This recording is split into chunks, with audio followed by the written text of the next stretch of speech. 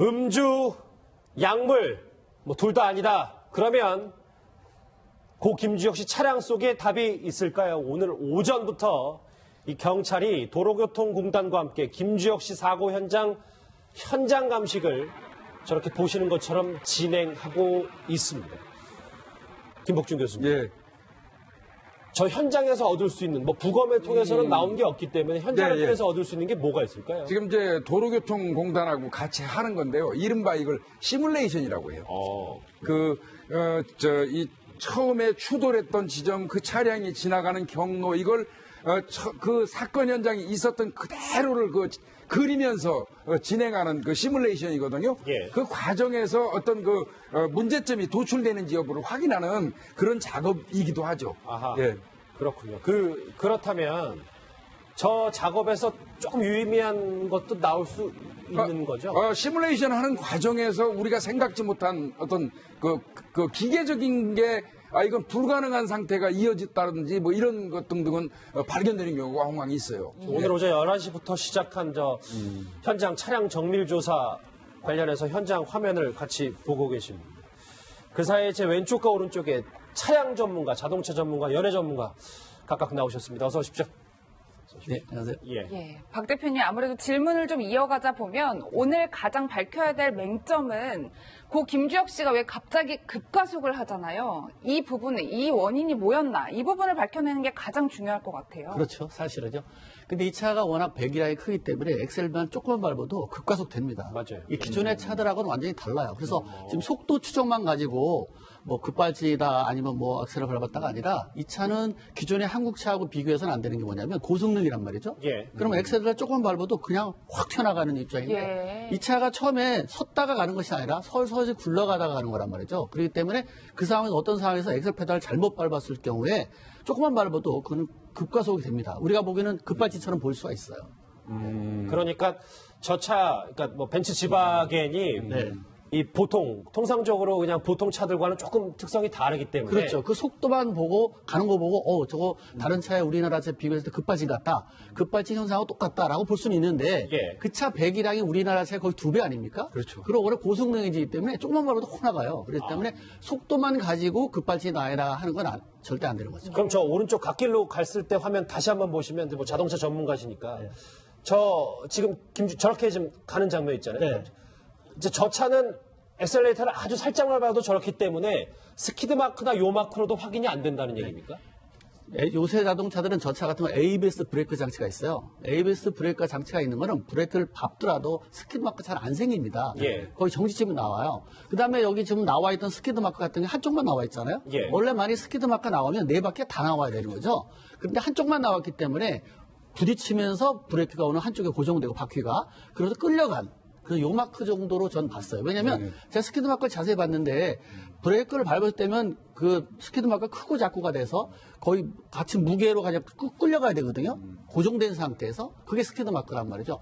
요 마크는 한쪽이 고정돼가지고 그냥 옆으로 비껴가는 거란 말이죠. 그래서 이거는 스키드 마크라고 보기는 곤란하고 요 마크 같다 이런 생각이 듭니다. 그리고 실제로 지금 말씀하신 게 저도 맞다고 생각이 드는 게 실제로 브레이크 등이 들어온 적이 없어요. 네, 맞습니다. 네, 그렇다면 요 마크일 확률이 많거든요. 저도 접대 여기 나와서 뭐 자세히는 모르지만 이거는 스키드 마크라기보다는 요 마크 쪽에 가깝다 이렇게 생각했잖아요. 예. 그게 맞는 거예요. 네, 그리고 먼저 처음에 이제 그랜저를 이렇게 부딪히잖아요. 그렇죠. 그럴 때 본능적으로 잠이 들었던 뭐 했던 어떤 상황에도 브레이크를 밟게도 핸들 꺾게 돼 있어요, 사실은. 근데 그냥 툭 치고 나가잖아요.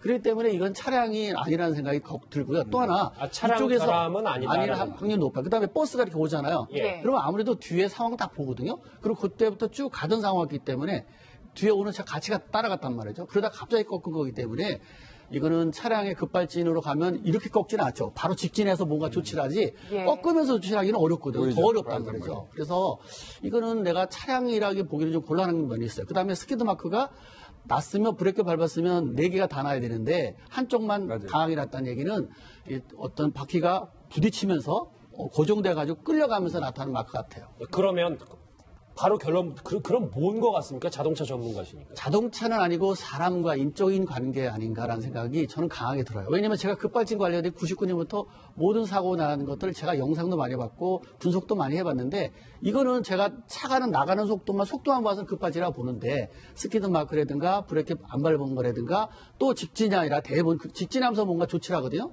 근데 갑자기 버스가 달려오는데도 꺾어버렸단 말이에요. 여러 차가 오는데 그거 정도에서 급발진의 상황이 절대 아니다라고 보는 거죠. 지금. 예, 뭐 김 교수님 저희가 여기서 좀 짚고 넘어가야 될 점이 이렇게 많은 분들이 사고 원인을 밝혀내기 위해서 굉장히 노력하고 계신데 고 김주혁 씨의 블랙박스가 어제 경찰에 의해서 공개가 됐단 말이에요. 11월 2일 날 아마 운전석 밑에 의자 밑에서 이제 발견이 됐던 것 같습니다.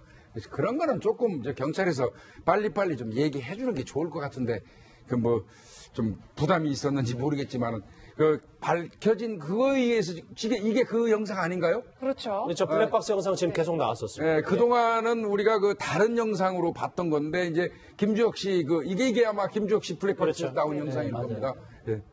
예. 아니 근데 이게 지금 저 블랙박스 영상은 저희가 지금 같이 시청자분들과 화면으로 보고 있습니다만 음성 파일도 중요한데 그게 문제예요. 지금 그 보니까 음성을 꺼놓은 걸로 보인다고 하거든요. 저 안에서 만약에 이제 블랙박스에 음성을 끄지 않았다면 본인이 어떤 응급 조치를 하는 상황에서 비명을 지른다든지 무슨 어떤 저 행위가 있었을 텐데 음성 자체가 전혀 나오지 않으니까 저 영상만 가지고는 뭐 당장의 어떤 사고 원인을 파악할 수 없다는 게 문제가 있는 것이죠. 예. 예, 뭐 그렇다면 홍 기자님 저희가 뭐 아무래도 너무 안타깝다 보니까 다른 가능성, 그러니까 어떤 다른 경로로 좀 음성이 녹음돼 있을 가능성은 없을까 이런 의문을 제기하시는 분들이 참 많아요. 그렇죠. 예를 들면 혹시라도 꺼둔 게 아니라 이게 어떤 고장에 의해서 네, 음성 파일이 지금은 보이지 않지만 예를 들어서 그 본체에는 저장돼 있지 않을까, 복구할 수 있지 않을까 생각을 하는 거예요. 왜냐하면 처음부터 블랙박스는 없다라고 했었는데 유가족은 계속 아니다 있다. 우리 동생은 차에다 달아놨었다 했고 이걸 조수석 아래서 찾다 보니까 또 국민들은 아 이것도 이번에 음성 파일이 없다라고 하지만 결국은 어떻게든 본체에서 복구가 되지 않을까 기대를 하는 겁니다. 예. 지금 저희가 다른 급발진 영상도 한번 볼게요. 왜냐하면 아까 지금 여기 계신 자동차 명작이신 박병일 대표께서 급발진 가능성이 없다라고 하셨잖아요. 저 차의 특성상. 근데 이게 지금 이건 김주혁 씨 사고가 아니고 다른 사고, 다른 급발진 사고를 저희가 지금 블랙박스를 비교해봤는데 통상적인 일반적인 급발진은 저런 상태를 말하는 겁니까? 네. 그리고 대부분 급발진 상태가 직진을 하게 되지. 예. 왜냐면 직진 본능적으로 급발진 차가 갑자기 나타나면 사람이 시야가 좁아져요. 그리고 브레이크 여기 핸들 잡고 브레이크 잡는 것밖에 없거든요. 핸들을 튼다든가 이런 거는 사실 좀 여유 있을 때 트는 거고 뭔가 피할 때 하는 건데 그동안에 급발진 사례 보게 되면 대부분 직진해서 나는 거고 그쪽에서 뭔가 조치하다가 사고가 나는 거거든요. 근데 이거는 들이치면은 어느 정도의 브레이크가 들어온 거 있어야 되고 또 직진해야 되는데 직진할 거리가 분명히 있었거든요. 그래도. 예. 근데 우측으로 꺾어지는 거 보니까 뒤에는 우측에 또 차가 여러 대가 왔는데 우측으로 꺾는 거 보면은 조금 차량은 아니다라는 생각이 들었던 거예요. 그렇다면 박 대표님 네. 우측으로 그 꺾을 당시에 고 김주혁 씨가 직접 핸들을 잡고 저희가 돌렸다라고 생각을 해야 되나요? 아니면 운전 능력을 상실해서 핸들을 기댄 채 몸이 우측으로 좀 기울었다 뭐 이렇게 판단을 해야 되는 거예요? 저는 이미 부딪히고 브레이크 안 밟았을 때부터 뭔가 조짐은 왔다고 봐요. 그다음 그런 상황에서 어떤 사람이 움직이게 되면 오른쪽 발은 브레이크 엑셀 페달을 밟게 되면 그렇죠. 그 속도로 차는 그냥 바로 그 핸들 꺾인 대로 갔던 상황이란 말이죠. 예. 왜냐면 그 각도가 바로 이렇게 꺾여버려요.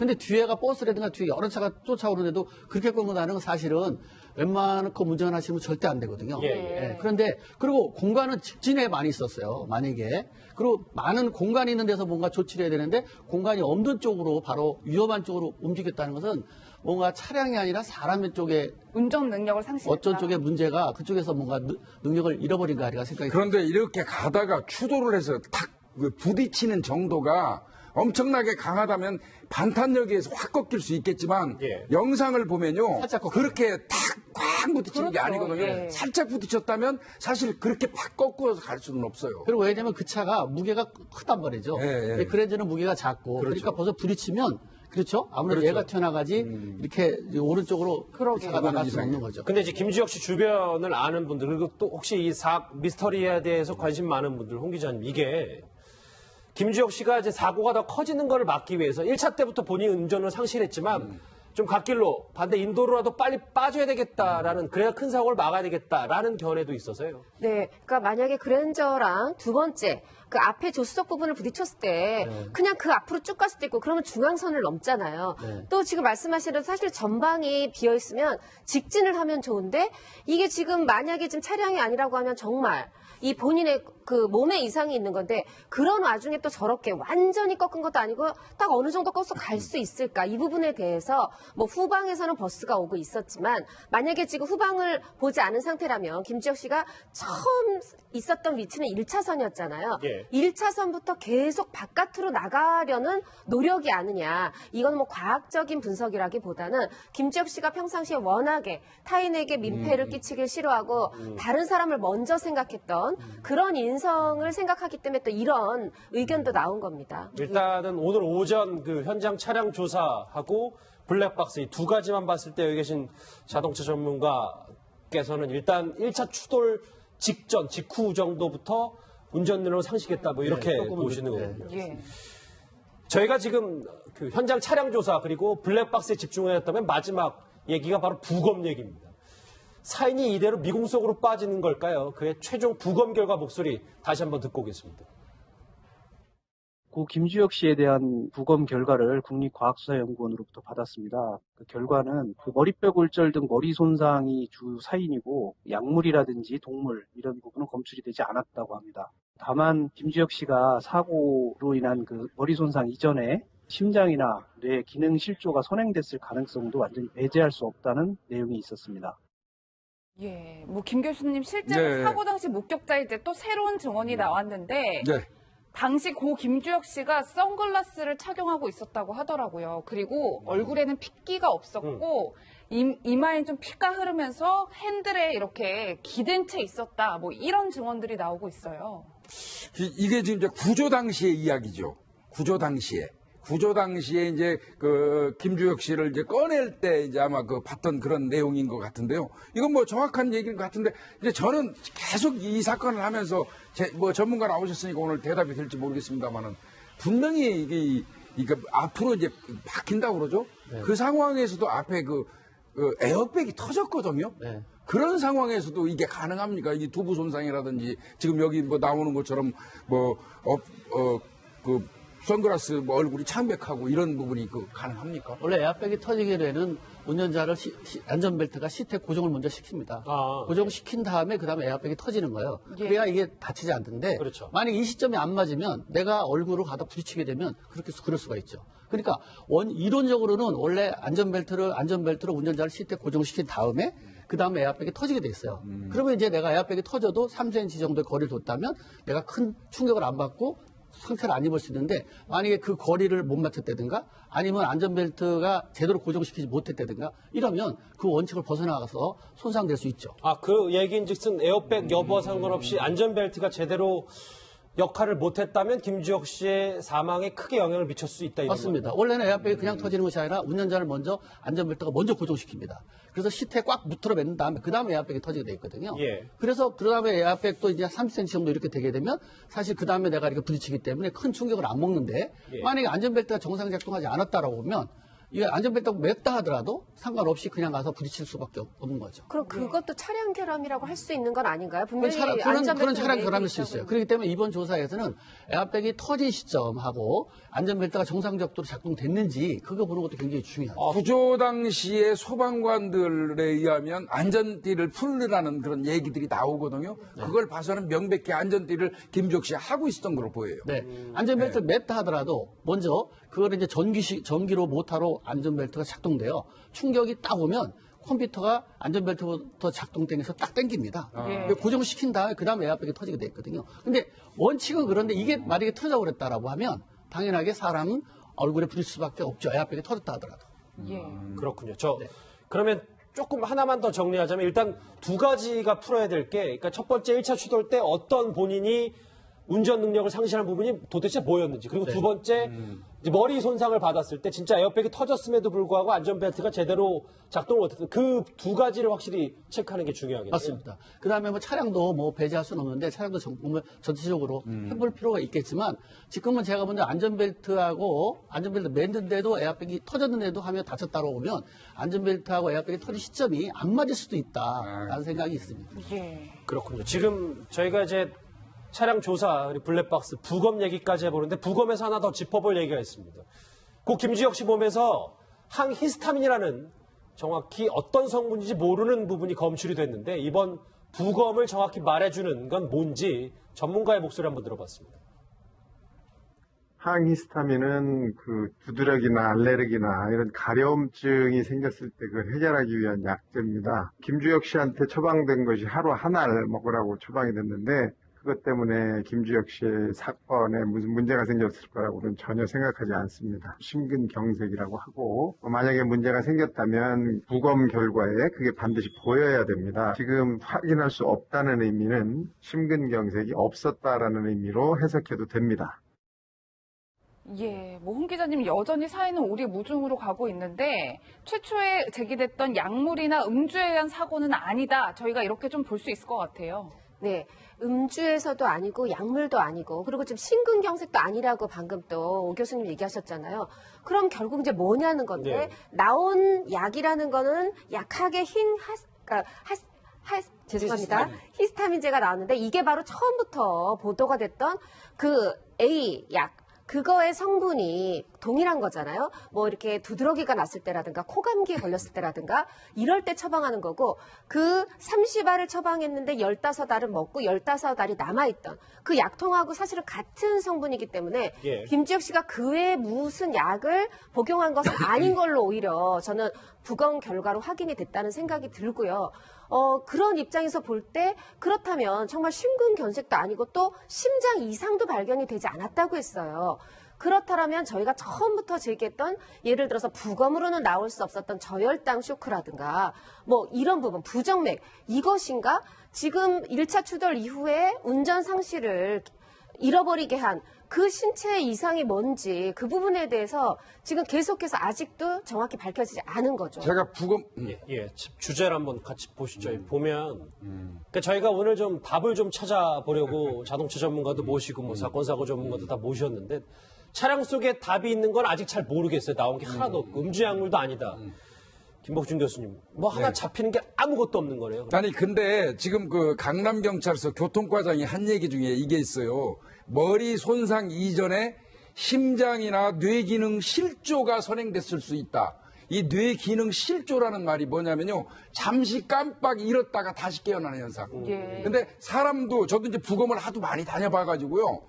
사람도 정상적인 사람도 어떤 경우에는 심장으로 막 이렇게 이제 피가 공급되지 않습니까? 그 근육이 수축된 상태에서 순간적으로 잠시 멈추는 수가 있대요. 깜빡 멈췄다가 다시 팍 펴지면 이제 기능이 돌아오는데 그런 경우에 이제 그 실조라고 얘기를 하는데 예. 그 경우에는 부검을 해도 사실 그 심장으로 그 통하는 그 관을 부검을 잘게 썰어서 해도 열려 있는 그 원래라면 딱 잠겨 있어야 되잖아요. 근데 잠겨 있지 않고 열려 있는 현상도 보이기도 하거든요.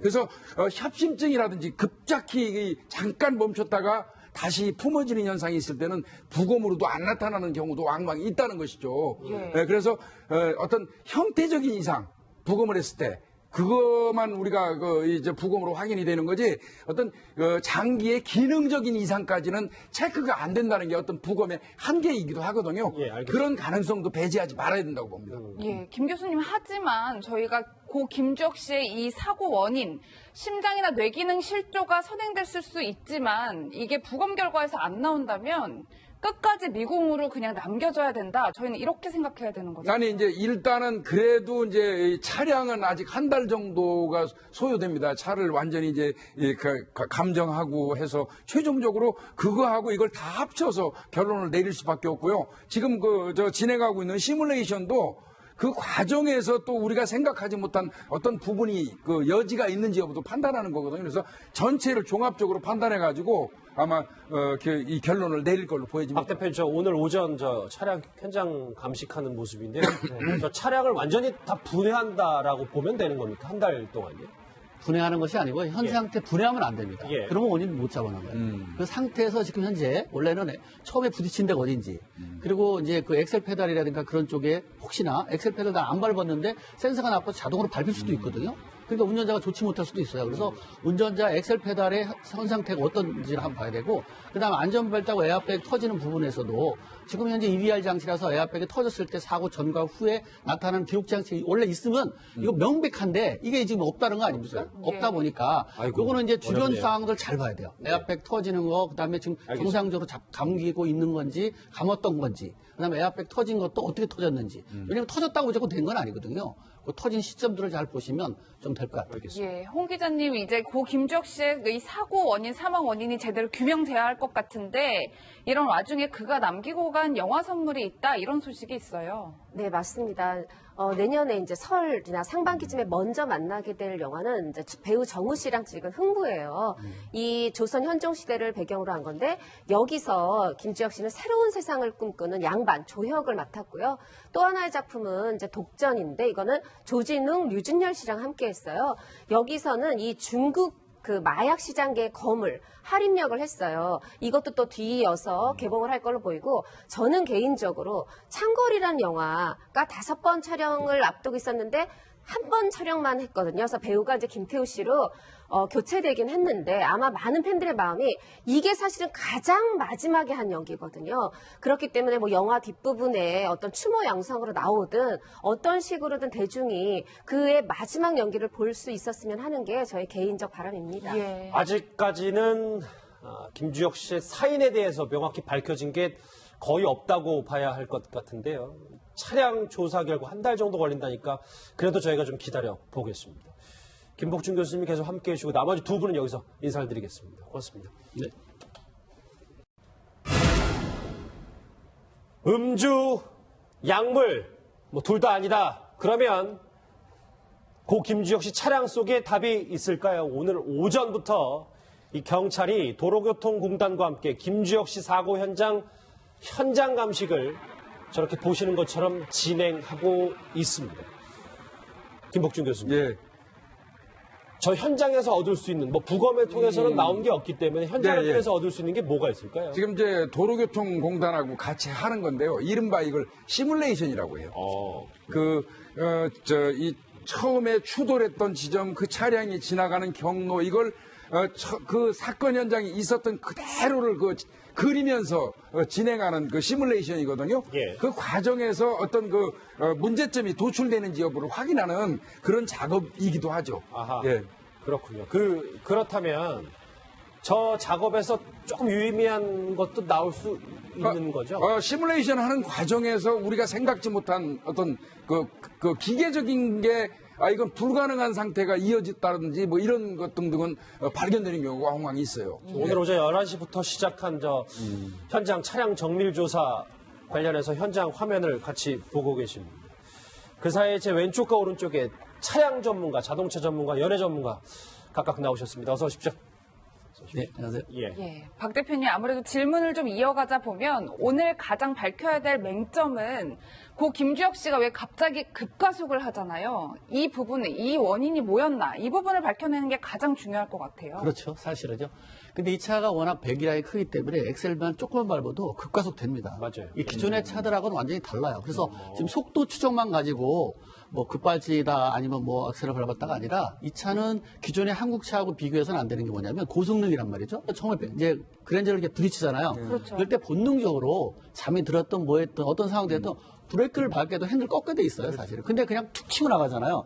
그렇기 때문에 이건 차량이 아니라는 생각이 들고요. 또 하나 차량 이쪽에서 결함은 아니다라는. 아닐 확률이 높아요. 그다음에 버스가 이렇게 오잖아요. 예. 그러면 아무래도 뒤에 상황 다 보거든요. 그리고 그때부터 쭉 가던 상황이기 때문에 뒤에 오는 차 같이 따라갔단 말이죠. 그러다 갑자기 꺾은 거기 때문에 이거는 차량의 급발진으로 가면 이렇게 꺾지는 않죠. 바로 직진해서 뭔가 조치를 하지 예. 꺾으면서 조치하기는 어렵거든요. 보이죠. 더 어렵단 맞아, 말이죠. 맞아. 그래서 이거는 내가 차량이라기 보기는 좀 곤란한 면이 있어요. 그다음에 스키드 마크가 났으면 브레이크 밟았으면 4개가 다 나야 되는데 한쪽만 맞아요. 강하게 났다는 얘기는 이 어떤 바퀴가 부딪히면서 고정돼 가지고 끌려가면서 나타나는 마크 같아요. 그러면 바로 결론, 그럼 뭔 것 같습니까? 자동차 전문가시니까. 자동차는 아니고 사람과 인적인 관계 아닌가라는 생각이 저는 강하게 들어요. 왜냐하면 제가 급발진 관련된 99년부터 모든 사고 나는 것들 제가 영상도 많이 봤고 분석도 많이 해봤는데 이거는 제가 차가는 나가는 속도만 봐서는 급발진이라고 보는데 스키드 마크라든가 브레이크 안 밟은 거라든가 또 직진이 아니라 대부분 직진하면서 뭔가 조치를 하거든요.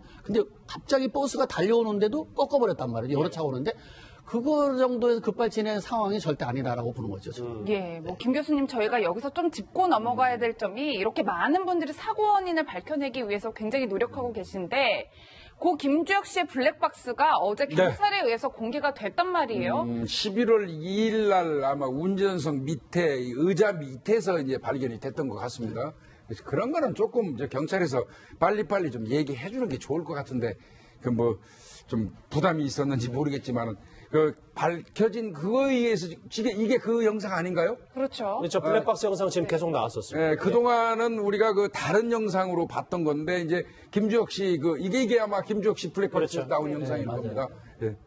예. 아니 근데 이게 지금 저 블랙박스 영상은 저희가 지금 같이 시청자분들과 화면으로 보고 있습니다만 음성 파일도 중요한데 그게 문제예요. 지금 그 보니까 음성을 꺼놓은 걸로 보인다고 하거든요. 저 안에서 만약에 이제 블랙박스에 음성을 끄지 않았다면 본인이 어떤 응급 조치를 하는 상황에서 비명을 지른다든지 무슨 어떤 저 행위가 있었을 텐데 음성 자체가 전혀 나오지 않으니까 저 영상만 가지고는 뭐 당장의 어떤 사고 원인을 파악할 수 없다는 게 문제가 있는 것이죠. 예. 예, 뭐 그렇다면 홍 기자님 저희가 뭐 아무래도 너무 안타깝다 보니까 다른 가능성, 그러니까 어떤 다른 경로로 좀 음성이 녹음돼 있을 가능성은 없을까 이런 의문을 제기하시는 분들이 참 많아요. 그렇죠. 예를 들면 혹시라도 꺼둔 게 아니라 이게 어떤 고장에 의해서 네, 음성 파일이 지금은 보이지 않지만 예를 들어서 그 본체에는 저장돼 있지 않을까, 복구할 수 있지 않을까 생각을 하는 거예요. 왜냐하면 처음부터 블랙박스는 없다라고 했었는데 유가족은 계속 아니다 있다. 우리 동생은 차에다 달아놨었다 했고 이걸 조수석 아래서 찾다 보니까 또 국민들은 아 이것도 이번에 음성 파일이 없다라고 하지만 결국은 어떻게든 본체에서 복구가 되지 않을까 기대를 하는 겁니다. 예. 지금 저희가 다른 급발진 영상도 한번 볼게요. 왜냐하면 아까 지금 여기 계신 자동차 명작이신 박병일 대표께서 급발진 가능성이 없다라고 하셨잖아요. 저 차의 특성상. 근데 이게 지금 이건 김주혁 씨 사고가 아니고 다른 사고, 다른 급발진 사고를 저희가 지금 블랙박스를 비교해봤는데 통상적인 일반적인 급발진은 저런 상태를 말하는 겁니까? 네. 그리고 대부분 급발진 상태가 직진을 하게 되지. 예. 왜냐면 직진 본능적으로 급발진 차가 갑자기 나타나면 사람이 시야가 좁아져요. 그리고 브레이크 여기 핸들 잡고 브레이크 잡는 것밖에 없거든요. 핸들을 튼다든가 이런 거는 사실 좀 여유 있을 때 트는 거고 뭔가 피할 때 하는 건데 예. 그러면 엑셀을 조금 밟아도 그냥 확 튀어나가는 입장인데 이 차가 처음에 섰다가 가는 것이 아니라 서서히 굴러가다가 가는 거란 말이죠. 그렇기 때문에 그 상황에서 어떤 상황에서 엑셀 페달을 잘못 밟았을 경우에 조금만 밟아도 그건 급가속이 됩니다. 우리가 보기에는 급발진처럼 보일 수가 있어요. 그러니까 저 차, 그러니까 뭐 벤츠 지바겐이 이 통상적으로 그냥 보통 차들과는 조금 특성이 다르기 때문에. 그렇죠. 그 속도만 보고 가는 거 보고 저거 다른 차에 우리나라 차 비교했을 때 급발진 같다. 급발진 현상하고 똑같다라고 볼 수는 있는데 예. 그 차 배기량이 우리나라 차의 거의 2배 아닙니까? 그렇죠. 그리고 원래 고속능이기 때문에 조금만 밟아도 확 나가요. 그렇기 때문에 속도만 가지고 급발진이 나야라 하는 건 절대 안 되는 거죠. 그럼 저 오른쪽 갓길로 갔을 때 화면 다시 한번 보시면 뭐 자동차 전문가시니까 저 지금 저렇게 지금 가는 장면 있잖아요. 네. 이제 저 차는 엑셀레이터를 아주 살짝만 밟아도 저렇기 때문에 스키드 마크나 요 마크로도 확인이 안 된다는 얘기입니까? 요새 자동차들은 저 차 같은 거 ABS 브레이크 장치가 있어요. ABS 브레이크 장치가 있는 거는 브레이크를 밟더라도 스키드 마크 잘 안 생깁니다. 예. 거의 정지점이 나와요. 그 다음에 여기 지금 나와 있던 스키드 마크 같은 게 한쪽만 나와 있잖아요. 예. 원래 많이 스키드 마크가 나오면 네 바퀴 다 나와야 되는 거죠. 그런데 한쪽만 나왔기 때문에 부딪히면서 브레이크가 오는 한쪽에 고정되고 바퀴가 그래서 끌려간 그래서 요 마크 정도로 전 봤어요. 왜냐면 제가 스키드 마크를 자세히 봤는데 브레이크를 밟을 때면 그 스키드 마크가 크고 작고가 돼서 거의 같이 무게로 그냥 끌려가야 되거든요. 고정된 상태에서 그게 스키드 마크란 말이죠. 요 마크는 한쪽이 고정돼가지고 그냥 옆으로 비껴가는 거란 말이죠. 그래서 이거는 스키드 마크라고 보기는 곤란하고 요 마크 같다 이런 생각이 듭니다. 그리고 실제로 지금 말씀하신 게 저도 맞다고 생각이 되는 게 실제로 브레이크 등이 들어온 적이 없어요. 네, 맞습니다. 네, 그렇다면 요 마크일 확률이 많거든요. 저도 접대 여기 나와서 뭐 자세히는 모르지만 이거는 스키즈 마크라기보다는 요마크 쪽에 가깝다 이렇게 생각했잖아요. 예. 그게 맞는 거예요. 네, 그리고 먼저 그동안의 급발진 사례 보게 되면 대부분 직진해서 나는 거고 그쪽에서 뭔가 조치하다가 사고가 나는 거거든요. 근데 이거는 부딪히면은 어느 정도의 브레이크가 들어온 거 있어야 되고 또 직진해야 되는데 직진할 거리가 분명히 있었거든요. 거리도. 예. 근데 우측으로 꺾어지는 거 보니까 뒤에는 우측에 또 차가 여러 대가 왔는데 우측으로 꺾는 거 보면은 조금 차량은 아니다라는 생각이 들었던 거예요. 그렇다면 박 대표님 네. 우측으로 그 꺾을 당시에 고 김주혁 씨가 직접 핸들을 잡고 저희가 돌렸다라고 생각을 해야 되나요? 아니면 운전 능력을 상실해서 핸들을 기댄 채 몸이 우측으로 좀 기울었다 뭐 이렇게 판단을 해야 되는 거예요? 저는 이미 부딪히고 브레이크 안 밟았을 때부터 뭔가 조짐은 왔다고 봐요. 그다음 그런 상황에서 어떤 사람이 움직이게 되면 오른쪽 발은 브레이크 엑셀 페달을 밟게 되면 그렇죠. 그 속도로 차는 그냥 바로 그 핸들 꺾인 대로 갔던 상황이란 말이죠. 예. 왜냐면 그 각도가 바로 이렇게 꺾여 버려요. 근데 뒤에가 버스라든가 뒤에 여러 차가 쫓아오는데도 그렇게 꺾고 나는 건 사실은 웬만큼 운전하시면 절대 안 되거든요. 예. 그런데 그리고 공간은 직진에 많이 있었어요. 만약에 그리고 많은 공간이 있는 데서 뭔가 조치를 해야 되는데 공간이 없는 쪽으로 바로 위험한 쪽으로 움직였다는 것은 뭔가 차량이 아니라 사람의 쪽에 운전 능력을 상실했다. 어쩐 쪽에 문제가 그쪽에서 뭔가 능력을 잃어버린 거 아닌가 생각이 그런데 이렇게 가다가 추돌을 해서 탁 부딪히는 정도가 엄청나게 강하다면 반탄력에서 확 꺾일 수 있겠지만 예. 영상을 보면요 살짝 꺾여요. 그렇게 탁 부딪히는 게 그렇죠. 아니거든요. 예. 살짝 부딪혔다면 사실 그렇게 팍 꺾어서 갈 수는 없어요. 그리고 왜냐면 그 차가 무게가 크단 말이죠. 예, 예. 그랜저는 무게가 작고 그러니까 벌써 부딪히면 그렇죠. 아무래도 그렇죠. 얘가 튀어나가지 이렇게 오른쪽으로 그러게요. 차가 나갈 수 이상해요. 없는 거죠. 근데 이제 김주혁 씨 주변을 아는 분들 그리고 또 혹시 이 미스터리에 대해서 관심 많은 분들 홍 기자님 이게 김주혁 씨가 이제 사고가 더 커지는 걸 막기 위해서 1차 때부터 본인 운전을 상실했지만 좀 갓길로 반대 인도로라도 빨리 빠져야 되겠다라는 그래야 큰 사고를 막아야 되겠다라는 결